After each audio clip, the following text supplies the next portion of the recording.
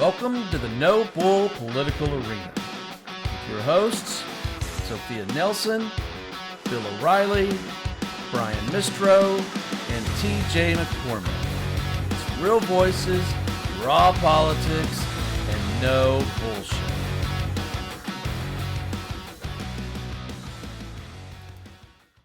Hi, everybody. Thank you for joining us again at the No Bull Political Arena. This is Brian Mistro, and I'm here with Bill O'Reilly and TJ McCormick. And wow, we've got a story to talk about tonight. Brian, I just got to say one thing beforehand is there's a giant bull right behind you. Oh my gosh, it is. Yeah, how about that? What do you think, everybody? Don't do anything red. Go ahead, I cut you off. So, no. It's so we're trying this out as kind of a new common theme. Let us know what you think. It looks a little bit different. Of course, the bull is our mascot on this show, and actually for the entire media group, it's the mascot. Although the other shows don't use the bull. But anyways, for a show that's called No Bull, No bull, right? All you can see is a big fucking bull. Well, it's because it's no bull and ... We just didn't put the rest of just make people what was left of the no bull. Tune in, folks. Tune in. Learn more. Go ahead. So let's talk about something that was just amazing, and I nearly fell out of my chair on this last weekend. Texas special election, district number 9. The Democrat won it. The Democrat just didn't even win it. He won it by 32 points. And you're saying, so what? It's a special election. Trump won that district by 17. So a plus 32 flip for the Democrats is unheard of. But here's the problem. If you're a Republican, I don't know what you're cooking, but something's burning in the kitchen, because that's not the only place it's happened. There's 8 other special elections that have happened in the country. I think every single one of them in Republican-led states, every one of them, as I'm looking at this. And every one of them has flipped for Democrats. Some of them very close to that 32 number. You know how many Republicans have flipped districts? 0. Not a single one in the country. That's a problem, Bill. What do you think? Absolutely a problem. And they're doing it not as a reflection of their love for the Democratic Party or its policies, but their disagreement with what's going on with the GOP. They don't like the turmoil. They don't like the chaos. They don't like the shootings. They don't like even people on both sides of ice. There's just too much turmoil. Things are moving too quickly, too erratic, too scary. And people are making statements in these small elections. I don't know if that carries on into 26 until later on, but they're sending an unmistakable warning shot across the bow of the GOP to get itself in order. They're not saying become a left-wing party. They're saying become a consistent party and stop the craziness. Like keep it cool. Keep it cool. I can see that. TJ, what are your thoughts? I think the 2 people have died. And that's unfortunate. They died because they did the wrong thing. They died because they didn't listen to the orders of law enforcement. Doesn't make it okay, but that's what happened. They were egged on by irrational, erratic left Democrat politicians who are running away from a massive scandal. And the media has carried that message. The message of the left radicals, the left, yeah. They've carried the message of the left. Unfortunately, where the Trump administration has gone wrong, where Homeland Security and all of them have gone wrong, and it should not have been like this. They should have stuck to the initial promise of going for the murderers and the rapists and the pedophiles and all that. Just them. For the moment, start at the top, get those who deserve it worst. Eventually finish the job, but tap the brakes and focus narrowly on the truly, truly bad guys. I'm not saying the ones who just walked over. They're not bad. They are bad guys because they did break the law. But we need to also more carrot with that app and the self-deportation. People were doing it. People taking them up on it. They upped the money, as a matter of fact. Anyway, so My problem is that what we are seeing befall the United States right now is yet again the product of the unholy marriage between the leftist media and the leftists. They're each taking care of each other, and unfortunately, the America is suffering because of it, and the Well, Republican Party. TJ, I think you're completely right, because the left and the mainstream media set the narrative, and and the 100%. na- and the narrative is very much the anti-ICE, more than pointing out that the protesters are not doing a smart thing, and that the government of Minneapolis and of Minnesota are encouraging this violence and these deaths by putting armed officers and civilians together, very angry at each other. Um, Absolutely. But you do, I mean, but the Republicans are paying for this. I mean, Oh yeah. no, Oh yeah, no, I they're mean, paying for it. yeah, I mean, we're feeling it. No question. They're, No question. yeah, but trouble is that they're paying for it, disproportionately. They're paying for it. They really haven't really been doing the wrong thing. They've made some poor judgment, but they haven't really done the wrong thing. Agreed. Well, TJ and I got obviously into a little bit of a heated argument the other day about that one. I do disagree with that. Of course, as TJ said, yeah, could they have done things better? Yes, I don't disagree with. But at least in one of them with Preti, if not in both of them, Good and Preti, those two people should be alive. Yeah, And I've been and pretty they'd be clear about that alive if one. they listen. Brian, I honestly, I don't know. If Minneapolis PD was there, they'd be If alive. Minneapolis PD was there, okay, you see, when you do this sort of thing, we have to keep our minds open all the way back to the God particle. And the God particle of this is that ridiculous mayor and the unbelievably scandalous governor. And when they pulled back their blues, Minneapolis PD, and they're not there doing crowd control like they normally would, keeping the people at bay. And when people don't listen to, did you see the bravado and the absolute total disregard for the authority of those men who their entire reason for being is to get home at the end of the shift? None of us three idiots worry about getting home at the end of the shift. They do. They don't know who's coming at them with a gun, especially in a right to carry town. This, I'm telling you, Brian, you're just dead wrong. You're just dead wrong on this. If you don't continue to go back and see from whence all this comes, But, and I do love TJ, it. just to, and I'll let Brian speak for himself, but I agree with you on most of it, but the officers and ICE has been intentionally provocative, besides this, to try and drive the left crazy, because that's the strategy. Trump loves doing that. You're like, they went right to Minneapolis, which has been a tinderbox for the last year, and like, let's push it here, let's drive it here. I'm not saying they're wrong in what they're doing. They're following the law. I respect the law. I respect law enforcement, but it's no wonder that things blew up. I mean, just common sense on all sides. You know, all They wouldn't sides. have had a No, they I wouldn't have think had a that chance. They so wouldn't I have had a chance to blow up if the cops were there, and if these people, when the cops said step away, get out of the car or get out of here in the first place, if they did, I don't disagree. who the hell does Pretty think he is? And I know the woman fell down and all that stuff, but you know what? Who the hell does he think that he is? You stay out of the way. You don't get in the middle of a law enforcement operation. Right, but that's not the conversation we're having now, right? I mean, we're talking about the after Kinda, effects. After kinda, effects. Yeah. kinda. Well, okay. The So guy we, with we his would go, wife, we're going to go made down on a innocent. big or a big tangent on that if we go there, because I've watched the video from multiple angles and I have yet to see anything to where he should not be alive today. Um, If he had stayed over there, well, yeah, if he'd have stayed home and watched television, he'd still be alive. If that's your argument, that's not a good argument. stay on the sidewalk away from the operation. He was videotaping them. He wasn't pulling his gun on them. Then he jumped in. Then he ran Right. in. But He, we're never going to litigate this. We could talk about this forever. You guys will go yeah. back and forth, right? Well, We're well, trying let's to find talk. out where we go from here. So let's What talk happens about next? how the and I agree with you. I'm not convinced that's all of it, but I do think that that's a good part of it. The ICE actions and so forth have had a huge impact.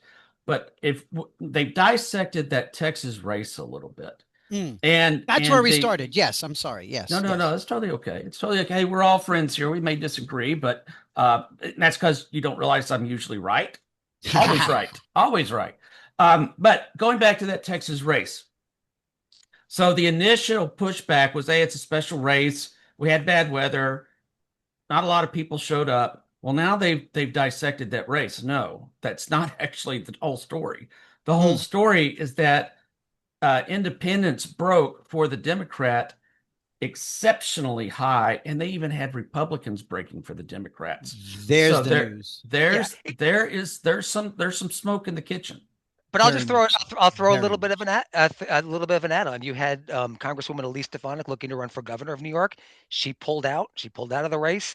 You had Michael Henry, who was the attorney general candidate last time, who did fairly well, just dropped out of the race.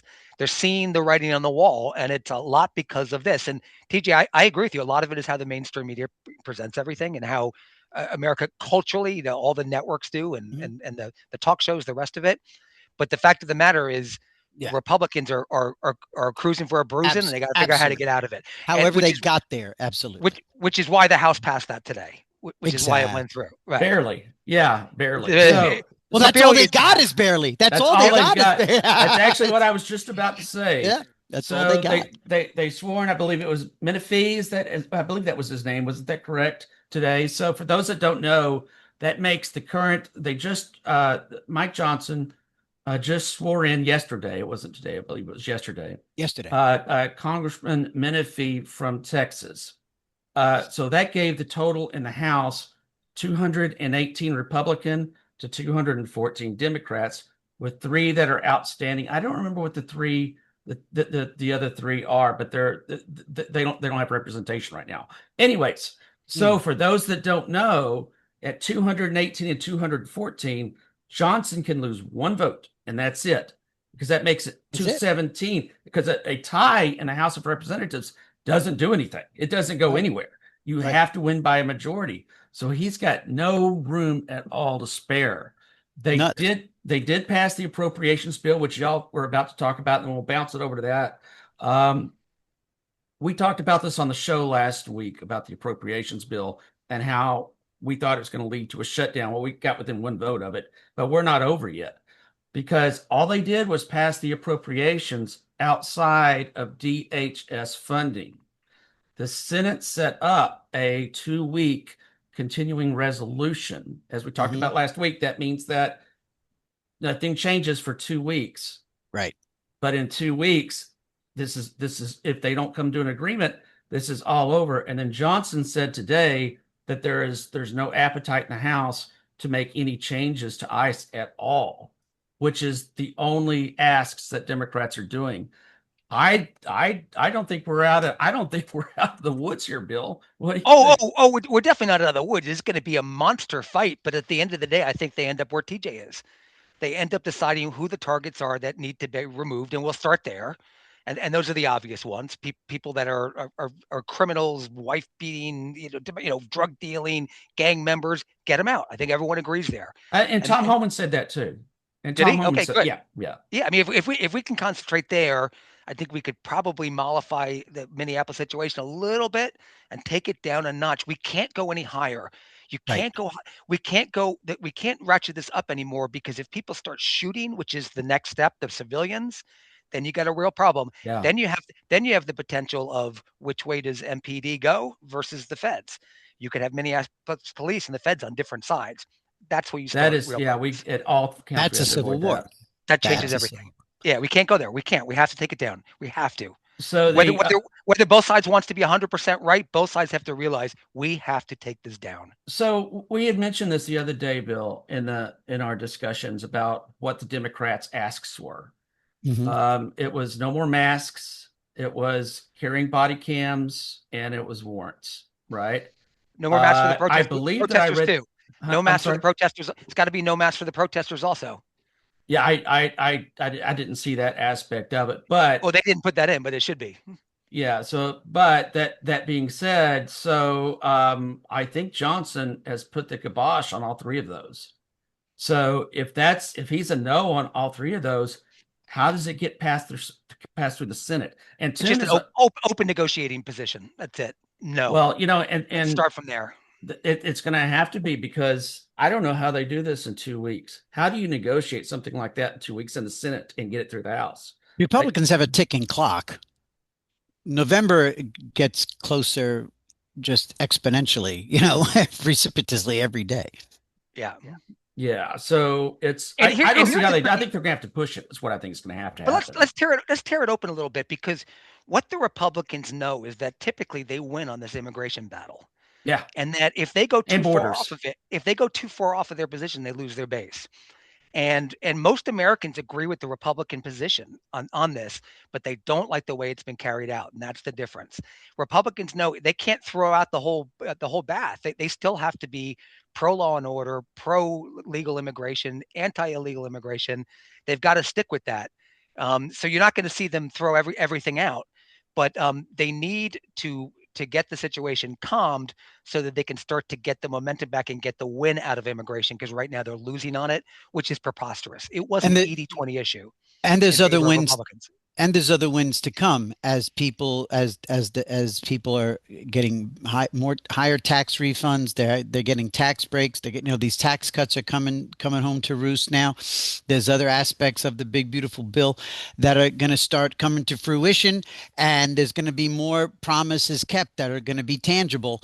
And you don't want them to drown in the mire of this debacle. And so the sooner they clean it up, not only do they clean it up and lower the temperature and lower the volume, but they allow these potential wins coming soon to come front and center. And I think Exactly. and I think also the notion of a midterm, which I didn't know. I was embarrassed to learn second, third hand that it was the Democrats originally had the idea of a midterm convention. The fact that, and I think a midterm convention way benefits Republicans a hell of a lot more because Trump is suddenly, tacitly, fantastically on the ballot Yeah, no, that's a good by point. doing that, and that pulls Republicans out. How the voter apathy. You put Trump out there in a couple of big, 4-hour marathons with unbelievable showmanship and Kid Rock, and and Elon Musk makes a fantastic return and all this stuff, and off to the races. All right, so I'll throw this out to the two of you. Um, would you, if you're a Republican, because I already know what the Democrats are going to do for the most part, but if you're a Republican, um, do you risk shutting down the government and sticking on your guns about the masks and the cameras and the warrants? Because if Democrats set on their guns with it, I don't see how they get 60 votes in the Senate. So, I mean, do you do that, or do you say, you know what? If we shut down the government, it's going to hurt both parties, may hurt the Republicans the worst. I don't know. They're in control. What do you think, Bill? I'll throw this out to both of you. I don't think they know yet what they want to do. It doesn't sound like in this environment where a lot of voters are upset with the Republicans and how we're handling immigration, the excesses there, that doesn't go over very well to shut the government over that.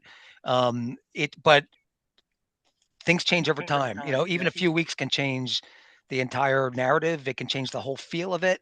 But right now, I would say I wouldn't suggest shutting the government down over this. If it was shutting the government down about having, enforcement, having ICE as an agency, shut it Sure. down. Then you Yeah. shut it down. Then you say we stand for law enforcement. Period. It's insane not to. Yeah. Yeah. I concur. Yeah, not worth Well, it right now. and as we talked about on our show, that's the number of years that ICE has funded. It came through with the big, beautiful bill. So it's the collateral damage of shutting down the government for DHS funding is FEMA. It's the Coast Guard. There's a lot of collateral damage in there that's going to be hurt if they can't come to some type of a solution. Any last thoughts, Bill? Any other thoughts that you'd like to share with the group and kind of where you see this thing going over the next 2 weeks? No, just also we've got to watch what's going on in Iran. It's Yeah. we have ships surrounding it. The president has did what President Obama also said. He drew a red line in the sand. He's kind of stuck into it. Bert Hume was talking about that today on Yeah. Fox. that he's made a commitment to those protesters. If you stand up, we'll be there, and tens of thousands of them have been slaughtered. So I don't see Trump doing nothing there. I'd be shocked if he did nothing, and that could change any environment quickly too. Yep. Yeah. We're TJ, living in a world that's jumping from hot issue to hotter to hotter. isn't that the truth? And it's Yeah. all part of this quickening. It's all part of the social media. It's all part of Technology, the all of it. constant incoming, and all the while you got this din underneath it all of the Epstein files, and you got people, you got big names falling in the UK. Member of the House of Lords is, first he's out of a job, then he's out of the Labor Party, now he's out of the House of Lords, and he's got a peerage. Now So he's out of his house. That was I'm sure his his for wife life. cost him too. Yeah. So, Yeah. I mean, so what's going on over there in Europe and the UK? Yeah, so it's crazy right now. And it just comes at a mile a minute. But I think Billy's right. I bet you Iran is a bellwether to see, that's a quick, big distraction, and it could be a positive one for Trump if he's able to really put a licking on the Revolutionary Guard and that nasty Ayatollah. I think No that's question. one area that the three of us have definitely agreed upon. The whole world. Yeah. I mean, the rational world, I think, would breathe a sigh of relief on that Yes, one. they would. Yes, they Yeah. would, because they do not need a nuclear weapon either. So, No. thank you everybody for joining us this evening. Hopefully you like the bull. Let us know what you think. Please subscribe to our channel. It's free. It'll let you see not just all of these episodes, but you'll get to follow the quick news. We've got the Hinge of History coming, and we're about to announce another show that's coming here within the next couple of days. So very Ooh. excited. Yep. Lots of stuff happening Awesome. here. Please subscribe. Thank you, Bill. Thank you, TJ. Thank you, buddy. Everybody, for watching. Don't forget to Good night, like everyone. don't forget to like us and leave us a comment. Let us know if you've got any questions. Thank you, everybody. Have a wonderful evening. Kisses. Besos. The No Bull Political Arena is on all major social media platforms. Make sure to give us and your host a follow. Hey everybody, this is Sophia Nelson. Follow me at I am Sophia Nelson on every one of my social media platforms. I'm Bill O'Reilly, and you can reach me at Twitter at WFBOR. Hey, this is TJ. Follow me on X or Twitter at TJ McCormack. This is Brian Mistro, and you can follow me on X at Brian_Mistro, or follow along on Facebook at Brian.Mistro. A No Bull Media Group member.